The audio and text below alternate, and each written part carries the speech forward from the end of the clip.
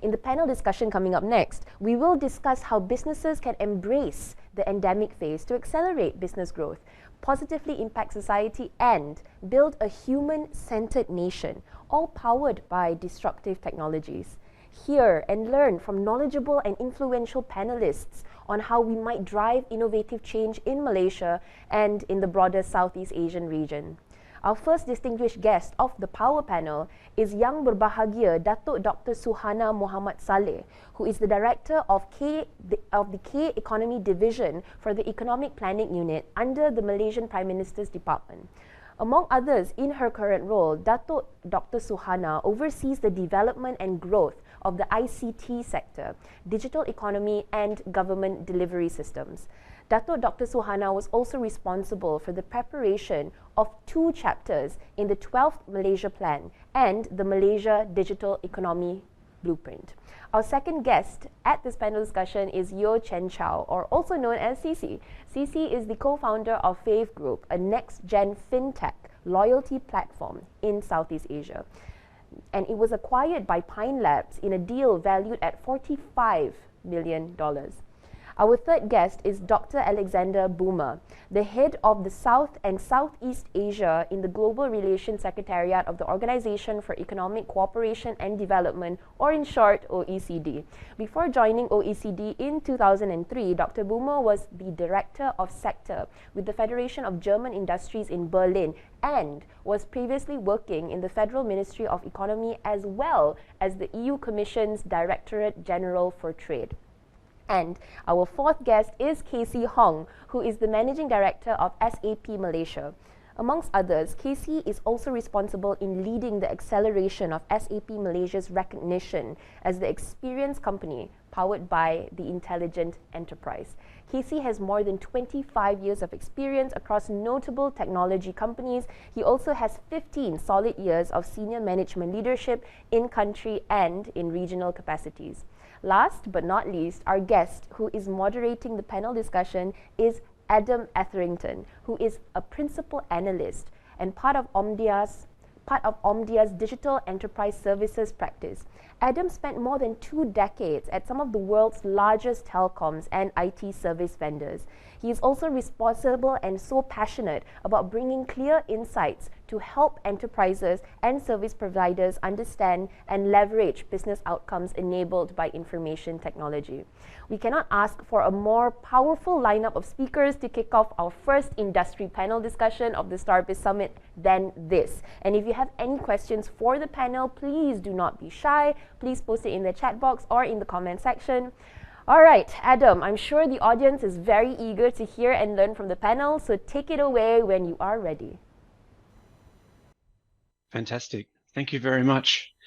It's a pleasure to be here today and moderating this session. When I was putting together the agenda and looking at who we had in the panel, I became really excited. I think it's a pivotal time for us, all professionals in different industries, when we consider the role of technology and what it can play. And we have such an amazing lineup today in this Power Panel session. Now, let me give you a flight plan for what we're going to cover today. So the first thing is I'm going to ask each of the panelists to give a brief introduction. Although the MC introduction was fantastic, I want to give them a chance to talk about what they like and what they're focusing on at the moment. The next, we're going to look at the past 18 months. Now, I want to reflect and ask each of our panelists to reflect on the experiences and some of the insights and lessons that have come out of such unusual times. Then we'll move to where are we right now? And so I'll ask the panelists to talk about their experiences and what they're focusing on at the moment. And then for all those who are joining, I have no doubt that you're thinking about future plans. You're thinking about where you're going to take your organizations next. What's next in the horizon? And so I'm going to ask the panelists to share their insights and their expertise on what you might want to consider next. So firstly, I'm going to ask each of the panelists just to briefly introduce themselves. Suhana, please tell us a little more about you and what you do. Okay, thank you, Adam, for the introduction. Honorable panelists and participants of the StarBiz Summit. A bit about myself. I've been with EPU since 1995. And now I'm tasked to oversee the development of the development and growth of the ICT sector, digital economy, and government service delivery. In line with the StarBiz Summit, I'd like to share Malaysia's aspiration to advance transition and transform into a digitally driven, high-income nation and a regional leader in digital economy. That's the vision of the government. And today I'd like to share those visions with all of you. Thank you. Fantastic. And Alex, welcome. Please introduce yourself. Yes, thanks, Adam. This is Alexander Böhmer. I'm heading the Southeast Asia regional program in the OECD in Paris, and we're currently focusing very much how can we support best governments in the region on the digital transformation, on, of course, the recovery from the COVID crisis, the economic recovery, on international tax issues, and also on the other big transition, which is climate energy transition, so a more climate-friendly way of production and managing our economies. I'm very pleased to be here and looking very much forward to a dynamic discussion here. Thank you so much for inviting me. Excellent. Thank you. Welcome. KC. KC, just need to unmute virtual meetings. Sorry. Here we go. You. Fantastic. Thank you. Sorry about it. Good morning, everyone. I'm glad to be here. I'm glad to be part of the panelists and helping and be able to explain our vision and our transformation. SAP, what we do, we provide business applications to enterprise or SMEs. And it's our vision to be able to help every business transformation into becoming a best run intelligent enterprise, particularly with cloud technologies. Cloud first is what we do, and our business is really to accelerate the customer's digital transformation. And I'm glad to be here. Thank you, Adam. Oh, welcome, welcome. And CC. Yeah, thanks for having me. Yeah, being a Gen Y here and an entrepreneur, I think that it is a small player trying to build up in this space. So I'm from Fave Group. So we got acquired by Pine Labs earlier this year. And I think right now we are serving about 40,000 businesses in the offline space, entering into online space as well in Southeast Asia. And we just embarked on our journey to bring this brand to India as well. Looking forward to engage with everyone. Excellent. And welcome all. Fantastic panel. So let me get us started into the first section, and we'll think about the past 18 months. Such a big period of disruption and change for so many of us in so many different ways. Now, the COVID pandemic, it's been talked about a lot, and there's no shortage of material out there on some of the impacts and the difficulties that we've faced. Now, the movement control order was necessary, and we wanted to stem the tide of transmission of the virus. And at the same time, what I see as an analyst is there's been a significant uptick in the use of digital technologies across governments and by citizens, myself as a consumer, as a family member, as a father, and in workplaces as well. Technology has enabled us to do things that were just almost science fiction a couple of decades ago. And what I notice is that things like cloud computing, which you mentioned, KC, artificial intelligence, big data, IoT, high-speed bandwidth from 5G or fiber connectivity and broadband, and making that more accessible has driven transformation. And I think we're only at the cusp of what's possible. So let's talk about where we've been the last 18 months. And Alex, I'm going to start with you. So in your experience at the OECD, looking at Southeast Asia, you've got a fantastic perspective on the region. Can you share with us what are some of the biggest shifts and changes that you've seen? Yeah, thanks so much, Adam.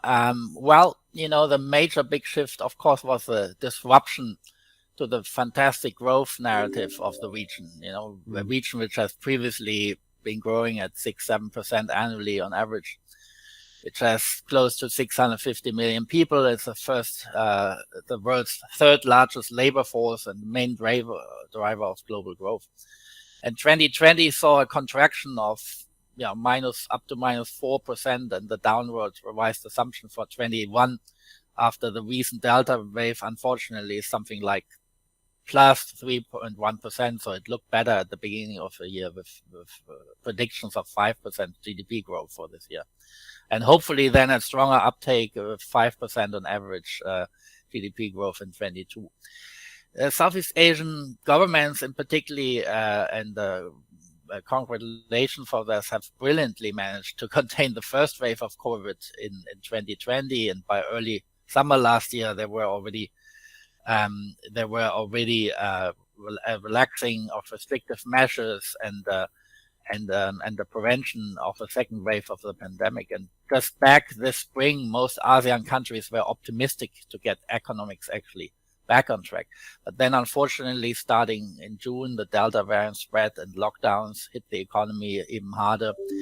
And even countries were affected who had the pandemic well under control, like Thailand and Vietnam, Malaysia in 2020.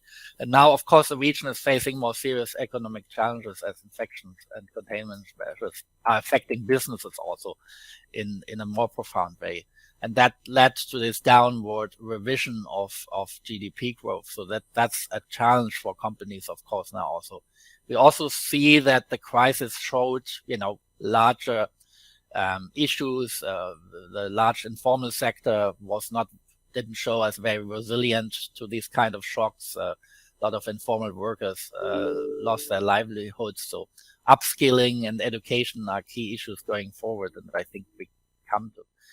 But experts say that, although this is a problem ASEAN has faced since the Asian financial crisis 23 years ago, there's also a lot of good news.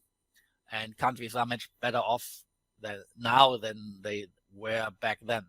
So first of all, governments are better prepared, financial systems are more robust, there is no excessive debt load. All ASEAN countries enacted quickly macro stability programs and business support schemes. Another bright spot is trade, actually. Increased demand from OECD countries and China. As of June 21, for example, exports had exceeded pre-pandemic levels and become more diverse. And that's really interesting. Also, the ASEAN Investment Review expects 2021 to be the record year in history for FDI, foreign direct investment attraction to the region. A lot of good news, also robust flows of remittances again. And yes, while international tourism is yet to return, of course, to pre-pandemic levels, some countries have started to gradually reopen their borders, and there are already many schemes in place. And now, of course, is a chance to speed up the digital transformation of ASEAN industries, not only heavily reliance on labor-intensive manufacturing and foreign labor, but also to introduce more artificial intelligence and automation and production processes, and really use the pandemic as a catalyst for greater economic transformation and move to what we call Industry 4.0 in the region. So I'd say a massive disruption, Adam, but we see the glass is at least half full in the region. So, yeah, thank you, Alex. And I like that balanced optimism. That's what I'm going to call it. Yeah.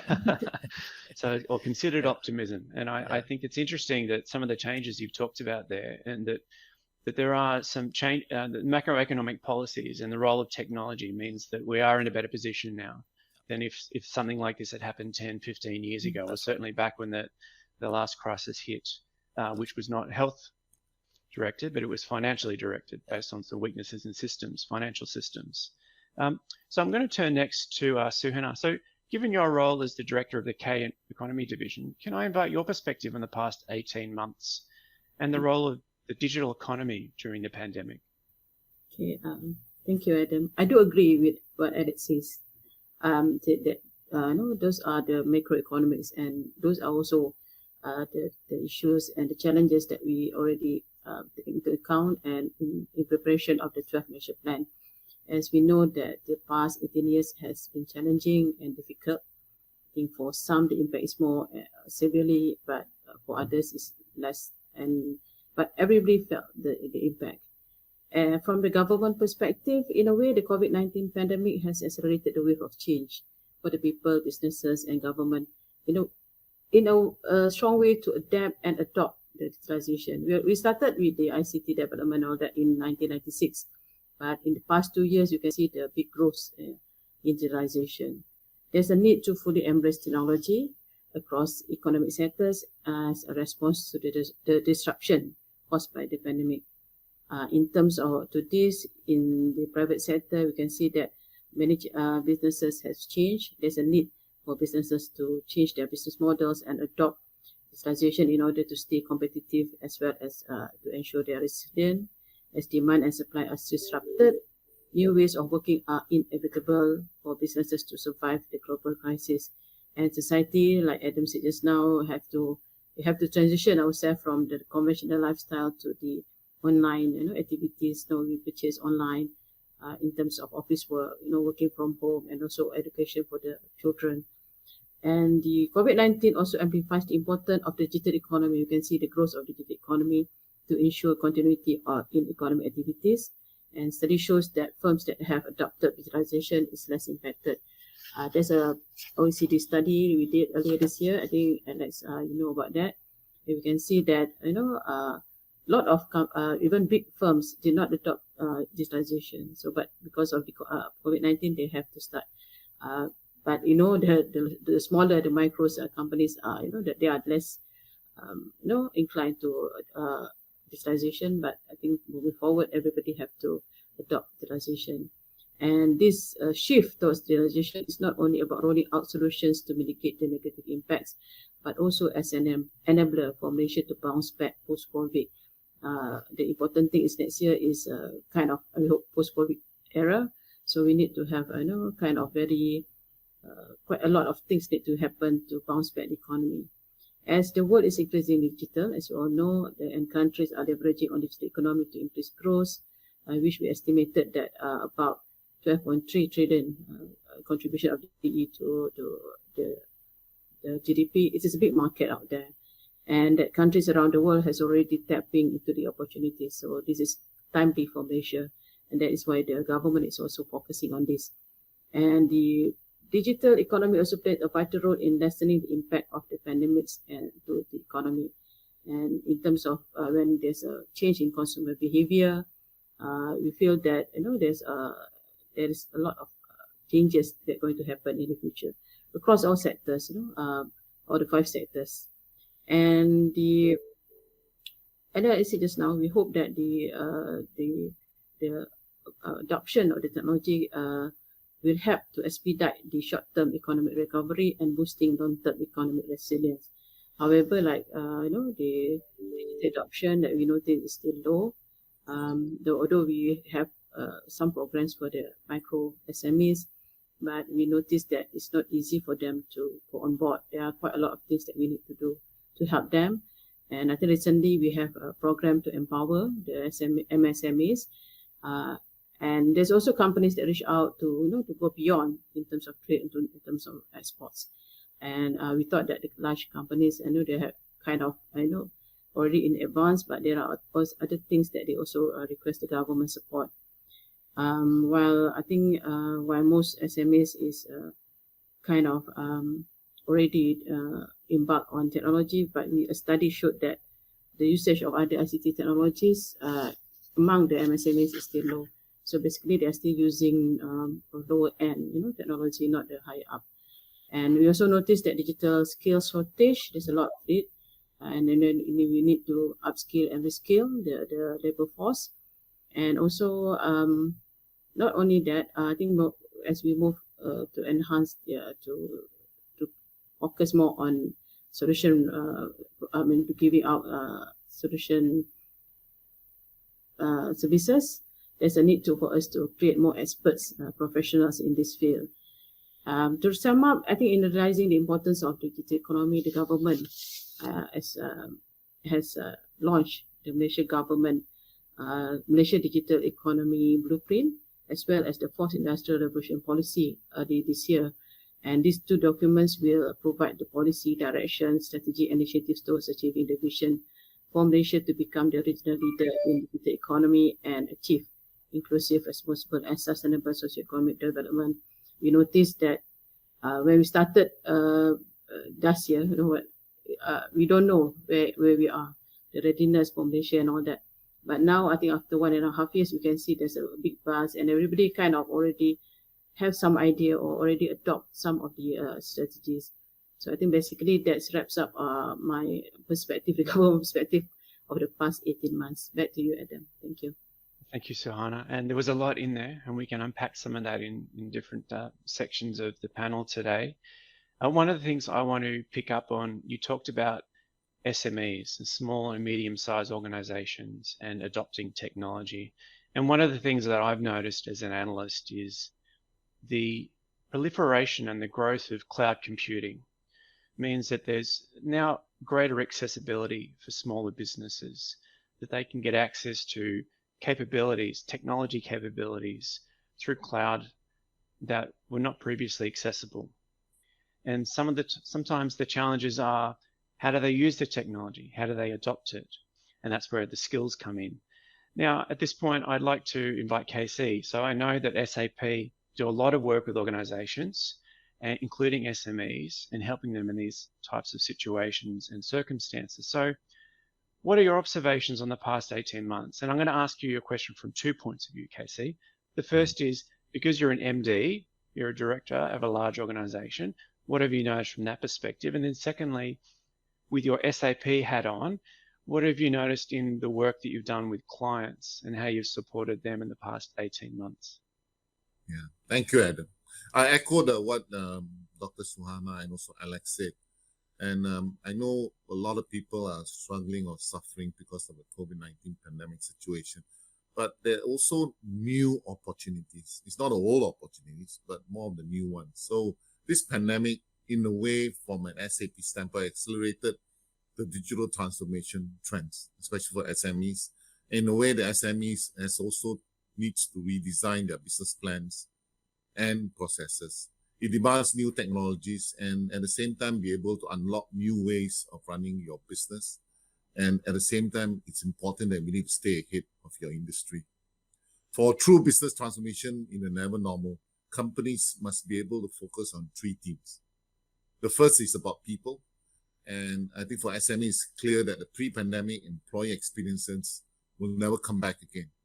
Whether your employees are working remotely, on-site, or even within a combination of both, delivering the experiences that keep your people engaged is critically important. Organizations are already heading in the direction of a hybrid workplace model, where creating a workplace that allows everyone to collaborate, focus, learn, and socialize and grow is a key for business success. SAP is no different. SAP Malaysia is also heading towards a hybrid workplace, and we are experiencing the same thing. And secondly, is about process. Process is about leveling up your business efficiency. Performance are two critical strategies that organizations are adopting for staying competitive in today's increased market volatility and disruption. For most business, this means delivering modern, data-driven processes that goes beyond just adding custom functions or tweaking screens within existing business applications. Companies like SMEs must be able to also design, benchmark, improve, and transform business processes across their SME enterprise and be able to support new capabilities or even business models. At the same time, be able to deliver their goals, which requires innovative solutions. And some of this requires adding new intelligent capabilities and workflows that address evolving needs and bring new vision. At SAP, we are using an interesting solution called SignaView, which be able to gain a 360 degrees view of every business process, and we can probably better understand the processes, be able to identify improvements, and be able to simplify operations. Essentially, we are connecting the process journey with the customer journey, which really makes it easier for customers to be able to collaborate and do business with SAP. Third is about platform. We are seeing increased discussions on big data, like you mentioned, AI, IoT, machine learning, digital twins, at the same time RPA, which we call in short for robotic process automation. Data platforms and analytics come together to meet the surge of demand of these digital technologies driven by market uncertainty over the past year. Businesses are turning to integrated ERP platforms that can handle all organizations' data and analytic needs across multiple applications, areas of business, and across cloud and hybrid environments and third party. Malaysia companies, like what we all said, are pivoting to remote work environments by leveraging digital technologies, especially the cloud. A good example which I want to share is about Baba's group of companies, which is, I think everybody know they are a household name for spice mixtures. I love their curries, fantastic curries. But so I think one of the things they're doing is that when they were working on working remotely, the policy was first set up or mandated like every other organization. Baba's had to adapt to new ways of working. Their immediate focus was to put people first, ensuring their health and safety, and be able to provide them with flexible work options. Baba's deployed SAP SuccessFactors and SAP Payroll to be able to improve employee productivity as they continuously adapt and remodel workplace processes in the never normal. And they wanted to completely redesign employee experiences by better understanding their needs and be able to ensure that they remain connected and supported at all times. Today, Baba's employees are seamlessly connected and enjoy a mobile-friendly user experience with social collaboration capabilities to access information anywhere and anytime. Our HR teams are also be able to support employees with data-driven insights, cloud payroll, and be able to have timesheet tracking at all times. So I hope that everybody be able to see some of the things have been changing, especially even though with these difficult times, but there are also good opportunities that we can work on. Fantastic. Thank you for sharing that. And I liked what you said there about the people and the process and the platforms. And I think I appreciate that you need all three. And yeah, without the people, nothing happens, and the platforms can make things move so much faster. And I did a research paper recently. We talked about automation and how it can just streamline, and that's a very, very big focus I've noticed in this particular region. So now I'm going to ask CC. Now, as an entrepreneur in this panel, I realize that with Fave that you have done a lot of digital transformation with SMEs, and your platform has revolutionized the market. So can you tell us a bit more about how things have changed and what you do at Fave, or what Fave does for customers?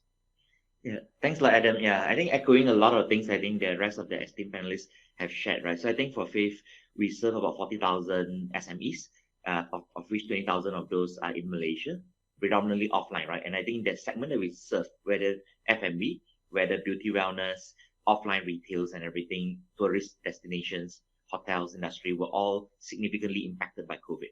So I think we see in the first hand and see how the last 2 years has been, right? 18, 20 months, how each of them, I still remember on the 18th of March, when Malaysia did our first movement control order, the sales of these 20,000 businesses in Malaysia on our platform dropped by 90%, comparing 18 March versus 17 March.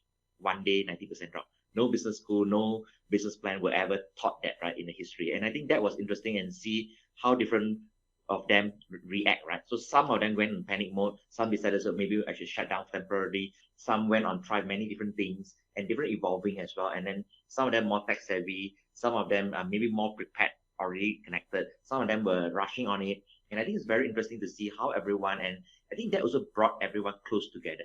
So I think they started WhatsApp groups. I have in a WhatsApp groups of like 250 F&B owners, Telegram groups of 1,000 F&B owners, and different sectors, right? So I think it's seeing how everyone helping in either. So I think one of the things is that before COVID, they see each other as a competitor.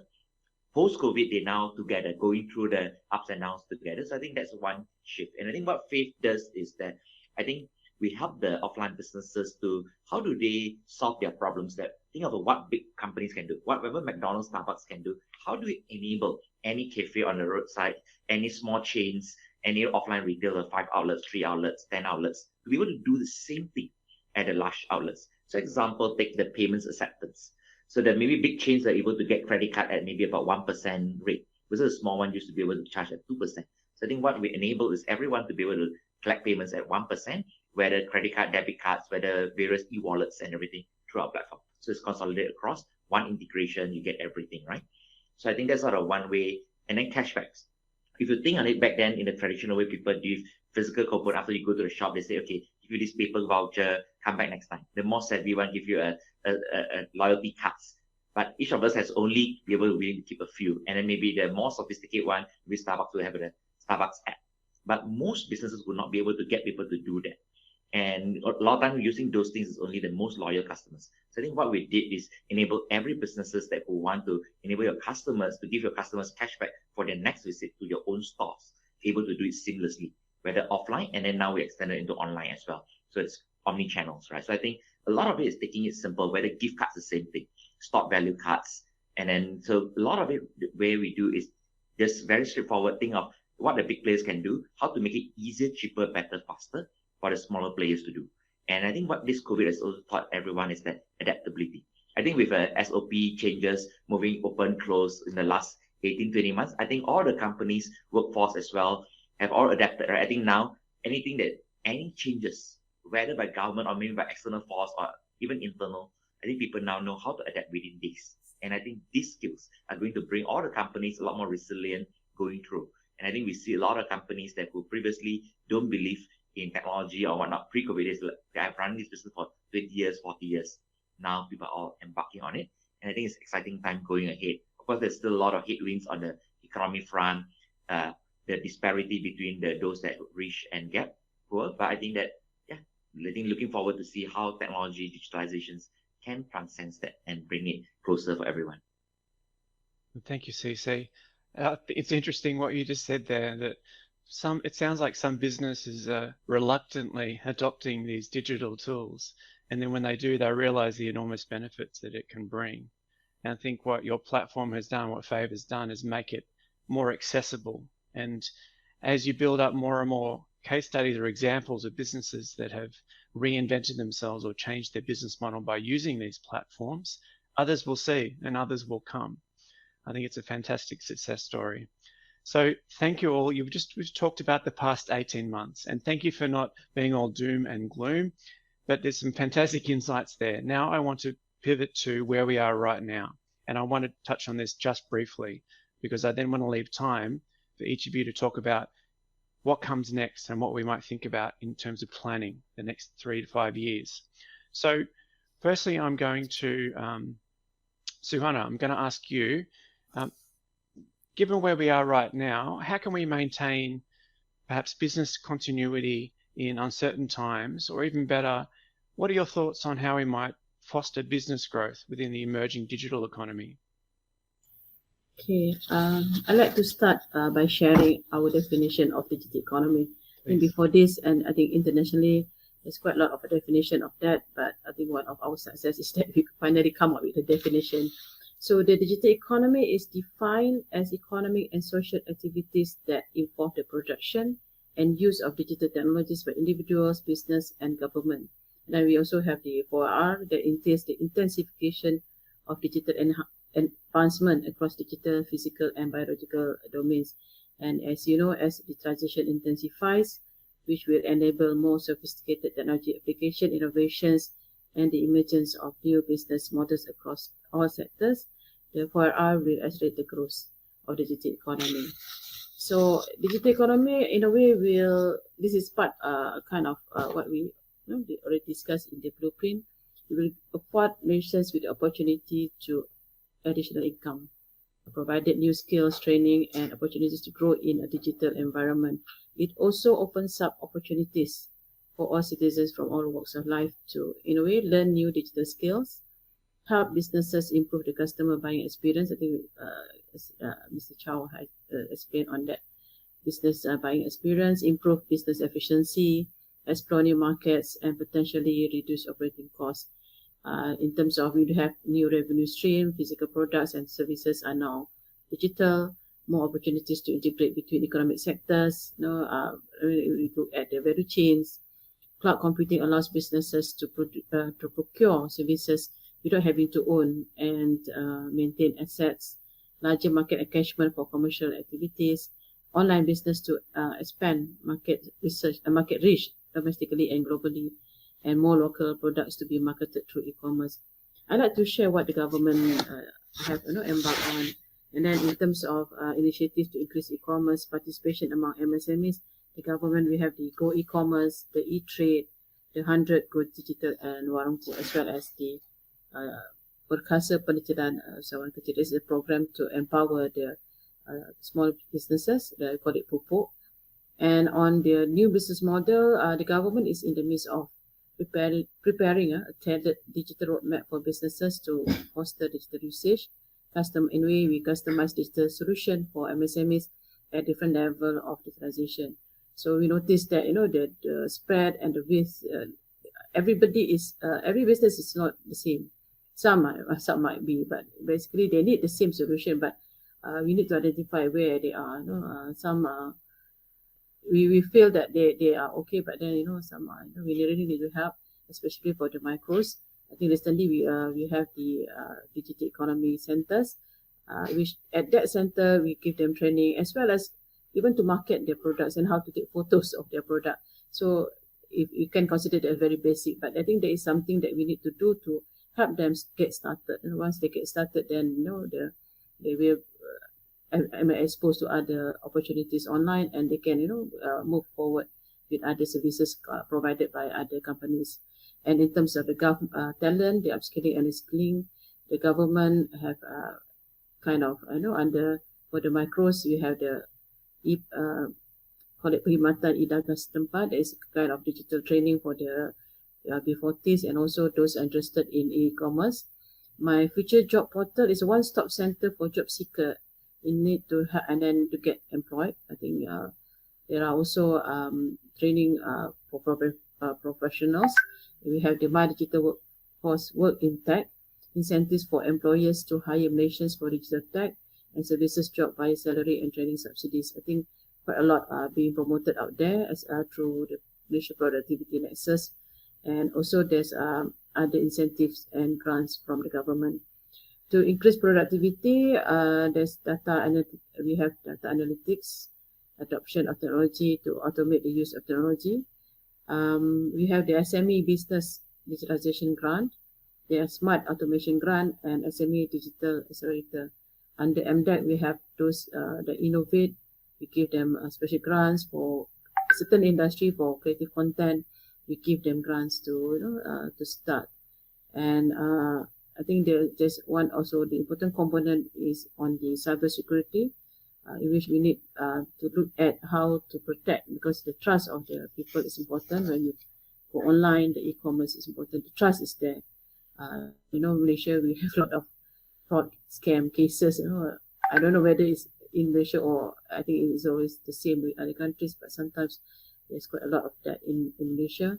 And this is important that we have a safe environment, and in ensuring the safe digital ecosystem, the business need to really invest in cybersecurity products and services, and to look into the kind of under our program. We have that the risk and compliance health check assessment that we a program to help SMEs to check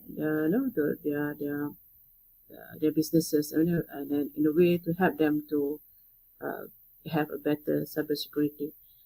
Basically, in terms of businesses, the government provide the support. There's quite a lot of support out there. I mean, you need just to go to Mr. Google and try to find. I think it's within reach. Nobody can say that they don't know what's the government doing. So because people always like to say that the government didn't do anything, but when you Google it out, there's quite a lot of agencies that provide incentives, as well as the banks and private sector. I think the bank also already embarked on cashless payment, and some also provide, that Maybank, they also provide, to use their certain platforms. There's quite a lot of platforms.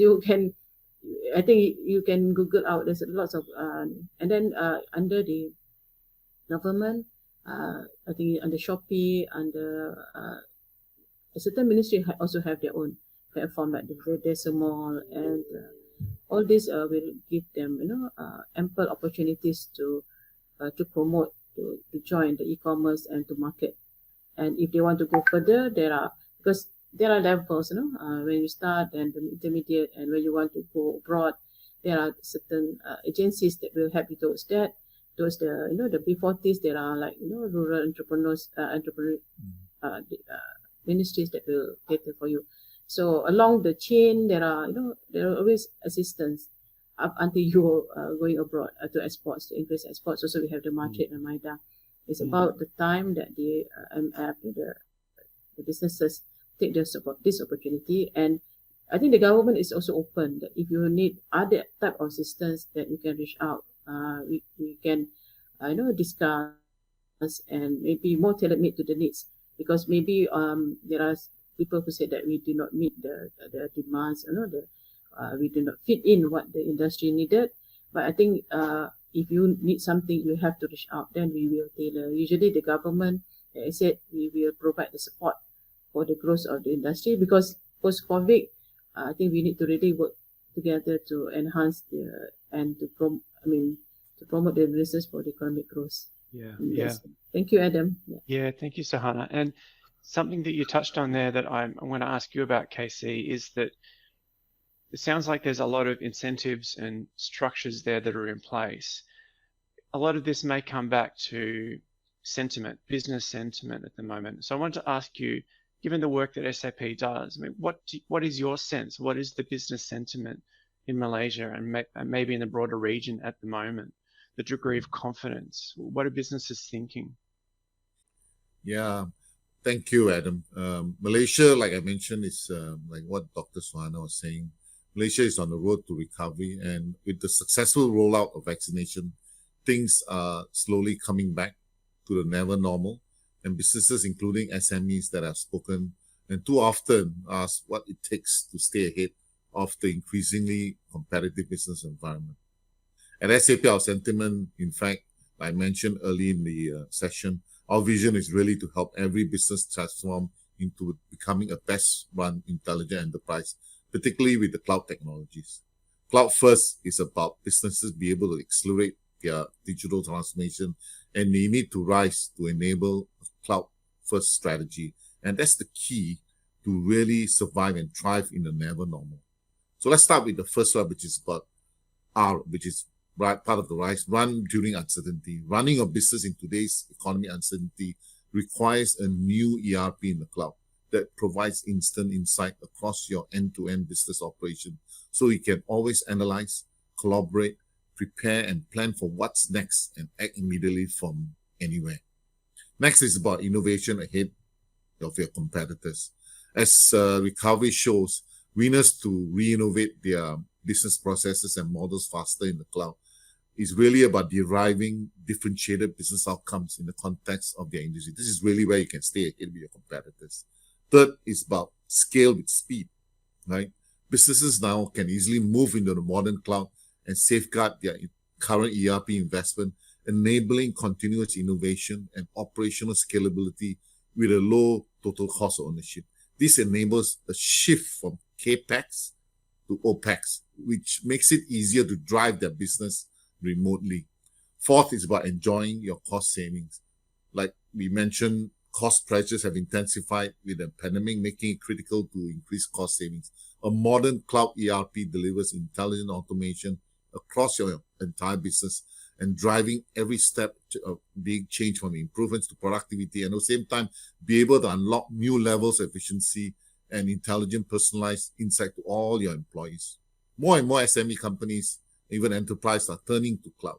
Cloud is the means to an end and here to stay. And in the future, businesses today, like we all say, want to be an intelligent enterprise and be able to flourish in the digital economy.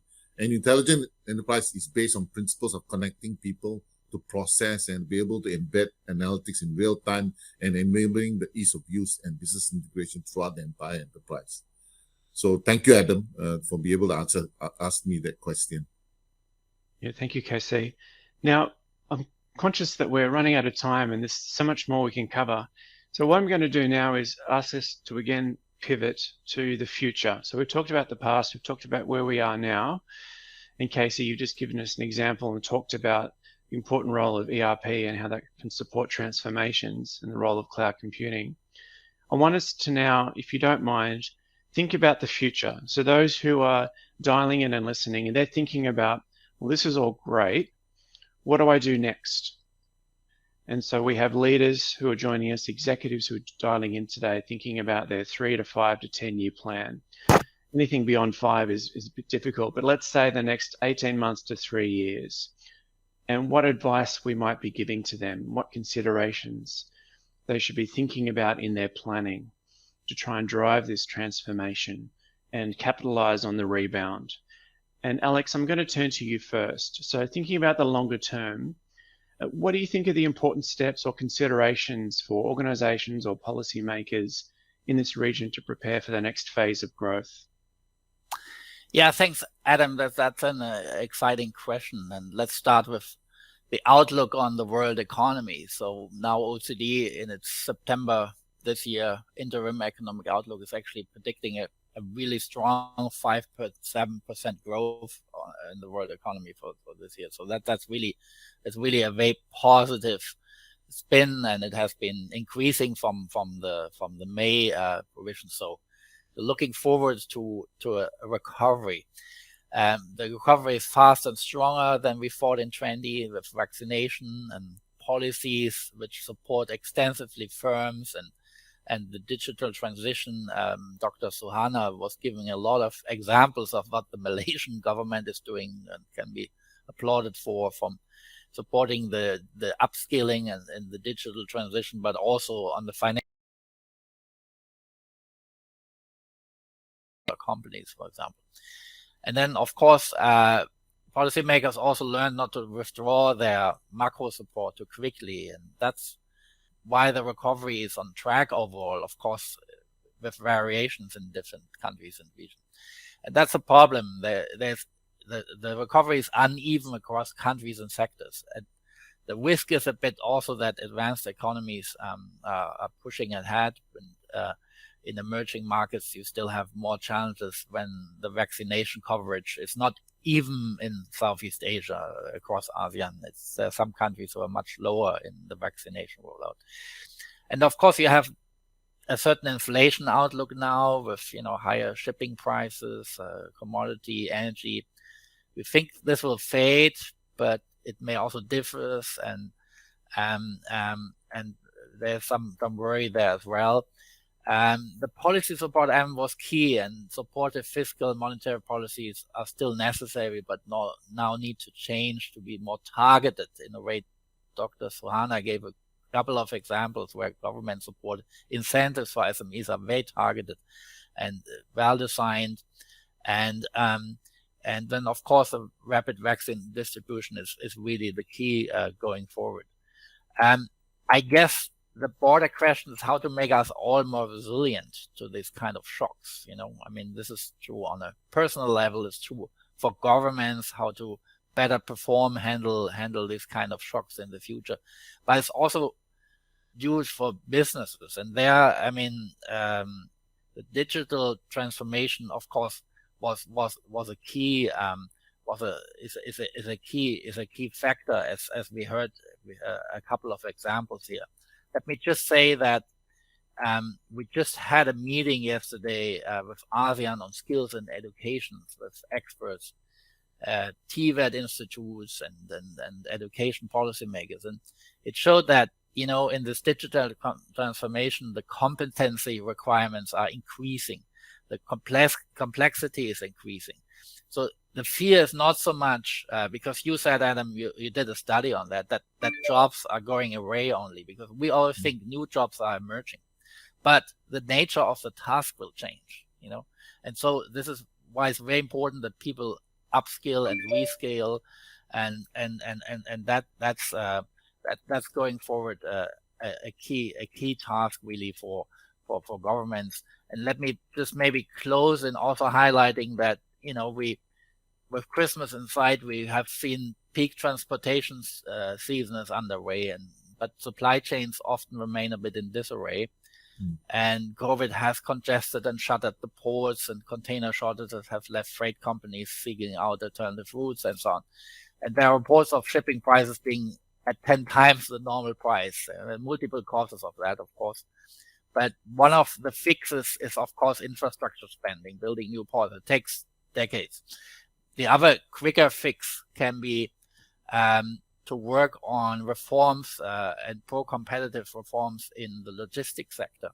And the OECD did just launch a study with the ASEAN economic ministers in September on actually analyzing the restrictions to the small packaging industry in the logistics sector. Now, the small packaging industry is the industry which feeds e-commerce, and the pricing in that industry, it decides on whether a small company can actually go online and do e-commerce or not.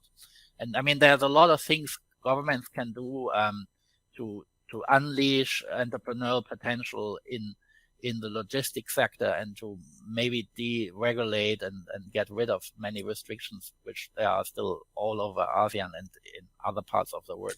And that's a kind of regulatory reset and fresh up, which doesn't cost that much. It takes a strike with a pen in the textbook often to get rid of restrictions to buy a truck, drive a truck, and start a logistical business. So I think that's a key factor also going forward to help companies to join the e-commerce game, which is so important going forward. Yeah. Thank you, Alex. Let me come back to something that you mentioned just before. You talked about education, and there was a question that's come through from someone in the audience, and so I want to see if you want to take this one. It's on education. Virtual learning is clearly key, was key during the pandemic. Any suggestions on approaches and strategies as we move into the future, the post-pandemic? I think a few of you have touched on education. Did you want to take that one, Alex? Did you want to talk about the importance of education? I mean, OECD does this PISA surveys, checking the competencies of 14, 15 years old, all more than 100 countries. And Southeast Asia is doing pretty good on literacy, mathematics. But, the interesting new development is that, social competences become more important. And of course, digital competences become important, but it's interesting how the job demands are changing, and that actually our education systems have to get up to speed on that, so that it's not only numerical and literary skills anymore. There are other skills which are required: flexibility, creativity. The problem is that everything we do which is repetitive can be an AI in the future, and therefore the kind of jobs we see clearly a curve going up, which require higher cognitive skills.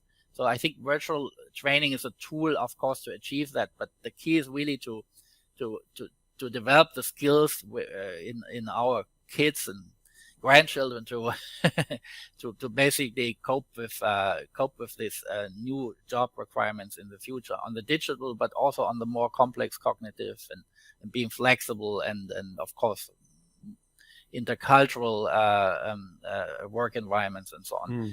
So that's really the key challenge going forward. I see. Yeah, I would absolutely agree. Suhana, did you have anything to add on that? I do agree on that, on education, that we need to have kind of a lot of, because it's a challenge, right? Because I can see through my, the efforts the teachers undertake, and sometimes it's a challenge to get even the students to participate, and even though they participate, the other things at the back. So it's a challenge. Some say it's a loss 1 year. You cannot teach the standard one to be, to constantly, under doing the online learning. It's how to create that again. But I do believe that, when there's less interactive, then you need to really look at the social aspects of that education. It's not about, some people say that, okay, you have that in place, but basically the outcome of it, how effective that is, and whether we have other ways of, to enhance the interest of students.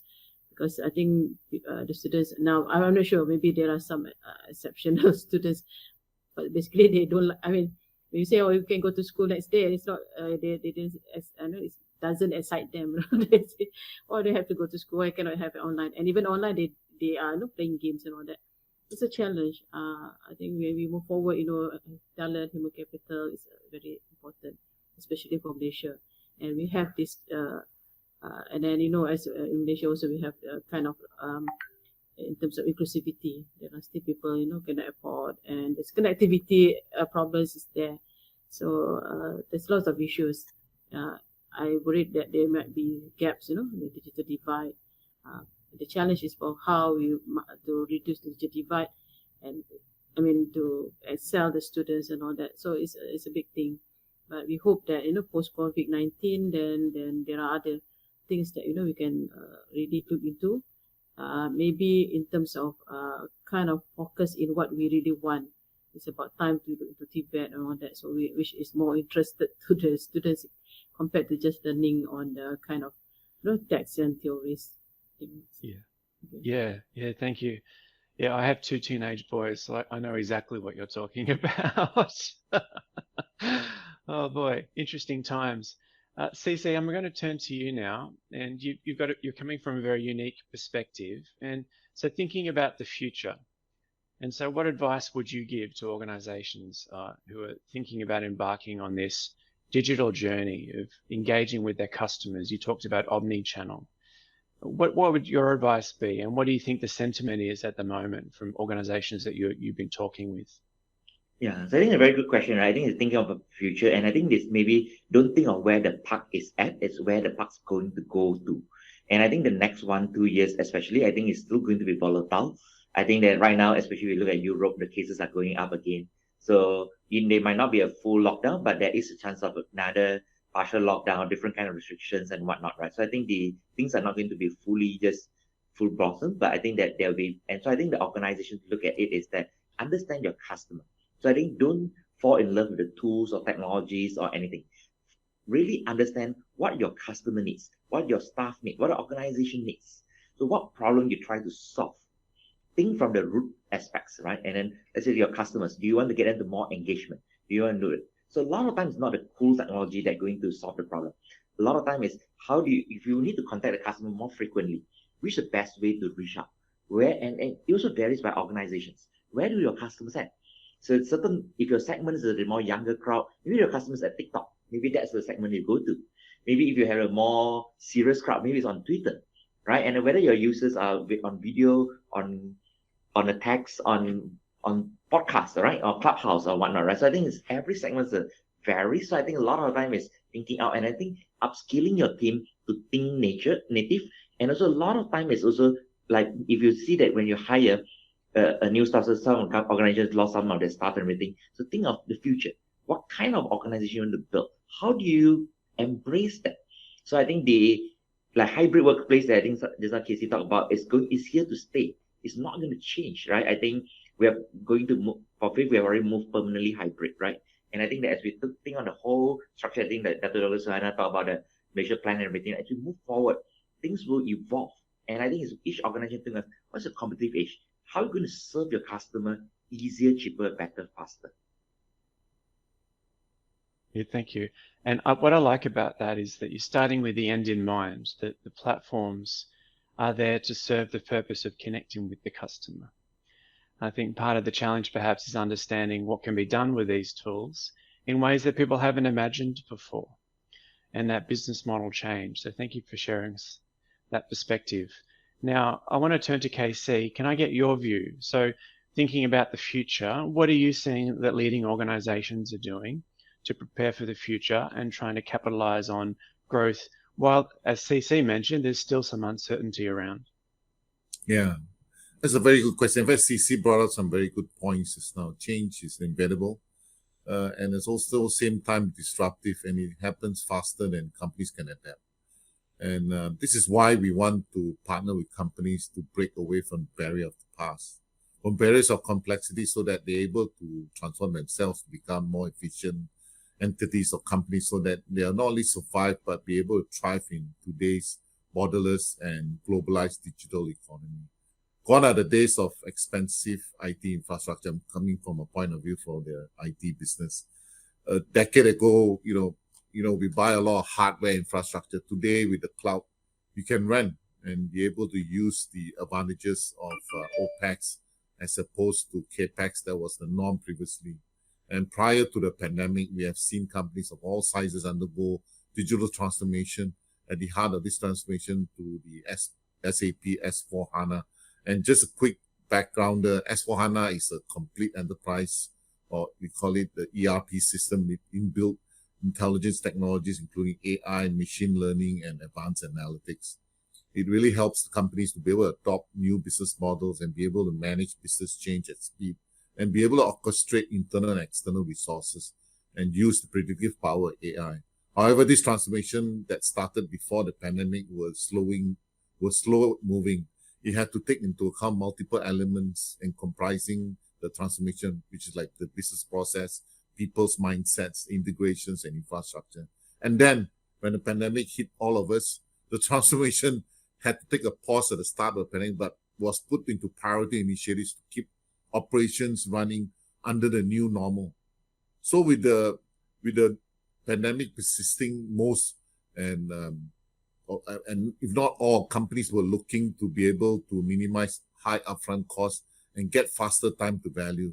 And from what we have learned and seen in today's world, the companies that thrive are the ones be able to adapt quickly, like what CC was mentioning, and businesses that have quick to expand their offerings online to avoid losing the customer base, and a good number turning into digital platforms, e-commerce, be it food delivery applications, to ensure income, right? At the end of the day, that's what counts. And indeed, the COVID-19 pandemic has revealed how the future of every industry digital transformation is literally in the cloud, and is really the next golden era of digitalization. Companies are, like SMEs, are be able to develop services, tools, and applications for the benefit of shared customers' digital transformation. Business can also iterate solutions faster and seamlessly integrate them with their existing landscapes. They are built to build extensions to business processes and quickly freeing up resources and be able to drive innovation and business transformation, right? So I think one good example I just want to share that gone through this was a company that we work quite well with is Aspen Glove. Aspen Glove is a manufacturer of medical grade latex and neutral gloves that has always emphasized their innovation as the basis of their decision making and vision. Glove manufacturing used to be a manual industry, but they have automated production end to end as much as possible. Aspen Glove chose SAP S/4HANA Cloud, which is a complete ERP system with inbuilt intelligent technologies that be able to revolutionize the quality customizations and speed of delivery to be able to meet evolving and end customer demands. SAP real-time data systems be able to disperse information to as many people as necessary, so decisions can be made quicker and duplications are avoided. It allows Aspen Glove to be able to offer their services instantly with full information and be able to enable them to be more agile and competitive. At the end of the day, the result, Aspen Glove today can now compete with the big boys in this highly competitive glove environment. At SAP, we will continue to support our customers as they embark on the digital transformation journey of cloud and generally promoting awareness and greater cloud adoption in Southeast Asia for the benefit of society as a whole. Thank you, KC. Yeah. Thank you. Now, I've just realized that we're punched for time, so I'm going to wrap things there. And what I want to do is I'm going to ask each of you just one piece of advice that you want to give to the audience, and you've only got 10 seconds. All right, so Alex, can you go first? One piece of advice. I would highlight the focus on upskilling. Don't leave behind the informal sector. Use, the technical vocational education training system, and really help the new next generation to develop the new competencies which are needed for the new kind of jobs. Fantastic. Suhana. Yeah. The digital transformation is a big agenda for the government. We will support you. You also support us, and together we need to grow. We need to post COVID-19 is the time for us to bounce back the economy. So everybody, this is a task for everybody. Thank you. Thank you, CC. Yeah, start with the end in mind. Embrace changes and basically make it easier, cheaper, better, faster for all your stakeholders. KC. Yeah, I would echo Dr. Suhana. Digital transformation for the SMEs is evidently very important. And it's a journey for all of us. And our biggest satisfaction as an organization, SAP, is really the organization be able to benefit from the transformation initiatives. Their success is SAP success. Fantastic. Well, I'm going to wrap things there. Thank you all for joining, those who joined us today for the panel. Very special thanks to Suhana, KC, Alex, and CC for joining the panel and sharing your insights and experience today. It's been fantastic. And now I'm going to pass back to the MC. Thank you so much, Adam. And guys, I hope that you have enjoyed our first panel discussion of the StarBiz Summit as much as we here did.